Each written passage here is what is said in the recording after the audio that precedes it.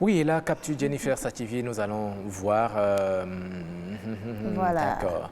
Bon, là, c'est quoi ça?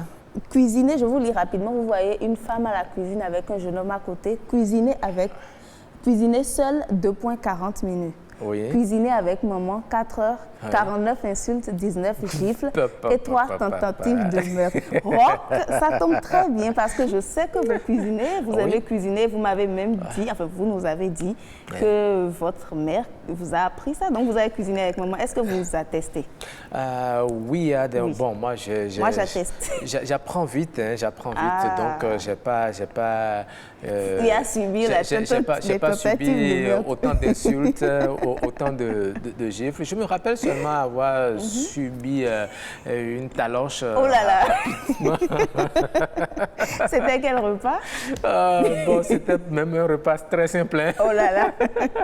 On me dit d'amener tel condiment. Je ne l'amenais pas vite. Et puis, au moment où je l'ai amené, elle a attendu, elle a pris d'abord. Et puis, con. Et puis... Bon, on va dire que vous apprenez vite quand même. Parce que l'autre a parlé de 49 quand même. Non, mais la seule fois là suffit. Quand je suis à côté d'elle, je suis attentif.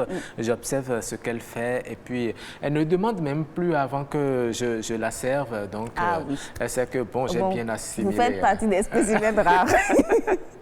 C'est difficile d'apprendre avec les parents, les mamans. Hein. Donc, bon, mais il faut qu'on comprenne aussi, pas autant d'insultes pour un homme, hein, pas autant de gifles pour un homme. Non, mais vous savez, ça peut les aider. Si c'était pour une femme... Non, les femmes subissent, ne vous en faites pas. C'est comme ça aussi chez vous les femmes subissent, mais justement, comme vous l'avez dit, vu qu'on nous met en tête que la femme doit savoir cuisiner, nous, on est tellement habitués que c'est moins compliqué. C'est moins compliqué. Hein. C'est moins compliqué. En tout cas, dès que Brati va venir ici, on va lui demander si lui-même il a subi ses paires de gifles, ou bien s'il va même à la cuisine, ou bien... Franchement, c'est ça d'abord la question. D'accord. Alors Jennifer, aujourd'hui on est... Instant éco, nous allons parler très rapidement des escargots. Vous aimez les escargots? Oh, j'adore. Et j'ai l'habitude d'en prendre. Vous connaissez le carrefour d'Alada, là? Oui. Quand on va à Boycon, vous arrivez à Alada, au carrefour, là. Oui, il y a beaucoup d'escargots. Maintenant, si vous ne voulez pas dire escargot, il y a un thème là pour désigner. Bon, en tout cas, vous l'avez dit, c'est très présent dans notre alimentation. Donc, vous savez, auparavant, les gens allaient récolter ça en saison de pluie dans les brousses et tout. Mais vu que la chair se fait de plus en plus désirée, on procède maintenant à l'élevage. Oui. Donc, ils font la reproduction. Vous connaissez comment on appelle l'élevage des escargots? Héliciculture. Oui, voilà. Attends, je note.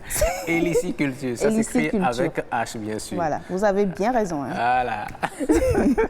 Donc, justement, cet élevage-là, c'est de là qu'est venue l'idée pour pouvoir mieux approvisionner les gens. Il y a différentes espèces.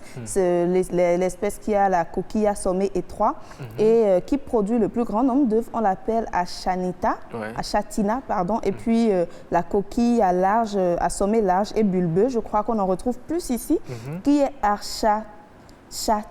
Donc, les deux se ressemblent un peu. Bon, l'essentiel, c'est escargot. Voilà. Voilà, tout à fait. Donc, pour le faire, il faut d'abord tenir compte du lieu parce que les fourmis carnivores attaquent les escargots. Tout à fait. Donc, voilà, et on les évite. Donc, il y a le bac cimenté que vous pouvez utiliser, panier, voilière, surface ombragée et puis les habitats. Et en ce qui concerne l'habitat, ça peut être fait de terreau et arrosé si c'est nécessaire et puis pallier avec des feuilles pour gérer l'humidité. Les escargots se nourrissent de blé, de la provende aussi, spéciale escargot, voilà, blé et puis maïs. Et voilà, prévoir de l'eau à côté, les abreuvoirs et tout ça.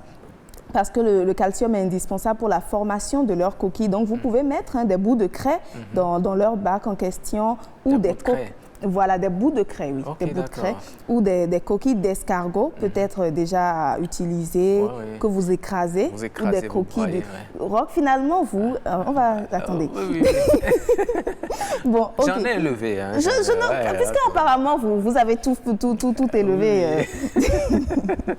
Donc, les œufs sont pondus dans le sol. Comme nous voyons là. Exactement, à 12 pontes par an, de 6 à 12 œufs volumineux. Oui. Et ça dépend aussi de l'espèce parce que ça peut aller aussi de 100 à 400 œufs. Donc, vous les ramassez 2 fois par semaine. Ouais. Pour ceux qui élèvent, vous les mettez à couver. Ouais. Et voilà, l'escargot, c'est clos. Et puis, voilà. Donc, comme on l'a dit, pour procéder à la vente, il faut déjà le faire à partir de 3 mois d'âge. 3 mois d'âge de l'escargot et voilà. C'est comestible. Exactement. Manipulé avec beaucoup de précautions et c'est une mine d'or. Hein. Vous savez, on utilise parfois la bave et tout ça. En tout cas, le marché est très florissant. Oui, on en sert parfois en cosmétique pour celles qui ont le sébum ou le visage gras. On utilise la bave, mais généralement, c'est travaillé. Mais je crois qu'il y a des esthéticiennes qui utilisent même la bave. À l'état nature comme ça? À l'état nature, bon, ça, je ne savais pas. Oui. Donc, voilà.